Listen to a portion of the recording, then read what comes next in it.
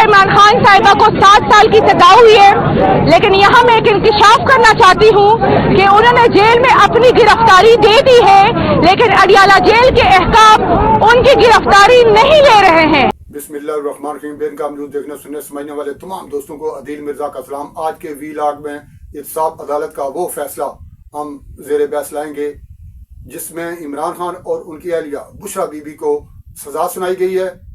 ये फैसला मुनसिफाना है या सियासी, और ये महफूज फैसला सुनाने में इतनी तखीर क्यों हुई, बार बार ये फैसला देने की जो तारीख थी वो मौखर क्यों हो रही थी, इसके पीछे क्या वजह थी। और जिन दोस्तों ने हमारा चैनल सब्सक्राइब कर लिया हुआ है उनका तो हम तहे दिल से शुक्रिया अदा करते हैं, और जिन्होंने नहीं किया उम्मीद करते हैं कि वो अभी सब्सक्राइब करके हमें शुक्रिया का मौका जरूर देंगे।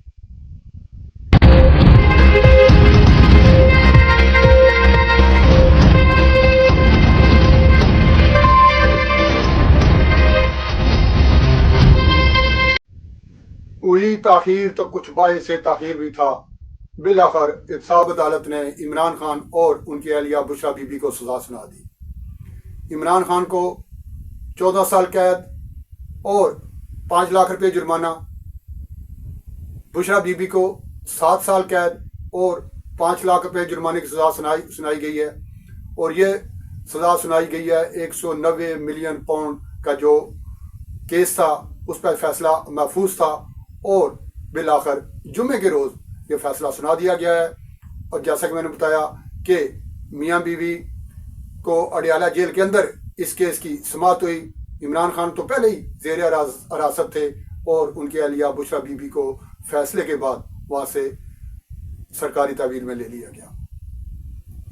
जैसा कि मैंने आपको बताया कि केस था 190 मिलियन पाउंड का, जो कि मलक रियाज, जो कि आपको पता है प्रॉपर्टी आइकॉन है, उन्होंने गैर कानूनी तरीके से पाकिस्तान से पैसा भिजवाया था बरतानिया, वहाँ से पकड़ा गया था। ये तो तफसील आपको पता है।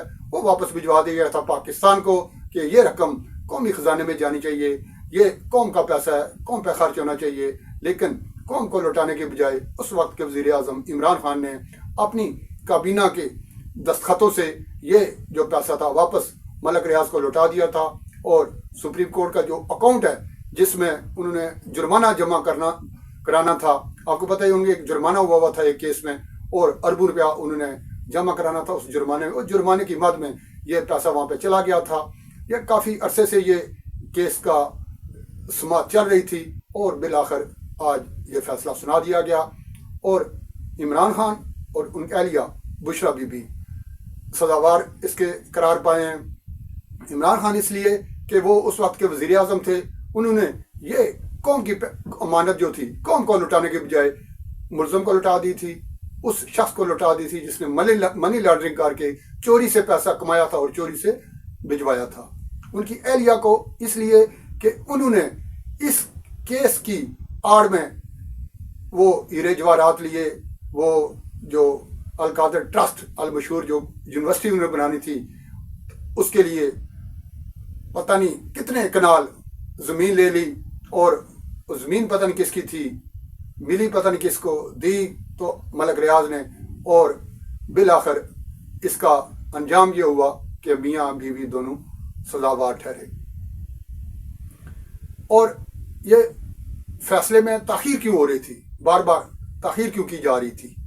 ताख़ीर इसलिए हो रही थी कि दूसरी जानब मुज़ाकरात चल रहे थे, और शायद देखा यह जा रहा था कि मुज़ाकरात का ऊँट पता नहीं किस करवट बैठेगा। जो इमरान खान के मुखालिफिन हैं वो तो चाहते थे कि जल्दी से फैसला आए, क्योंकि ये 2+2 वाली बात थी। ये फैसला तो यही आना था जो आज आया।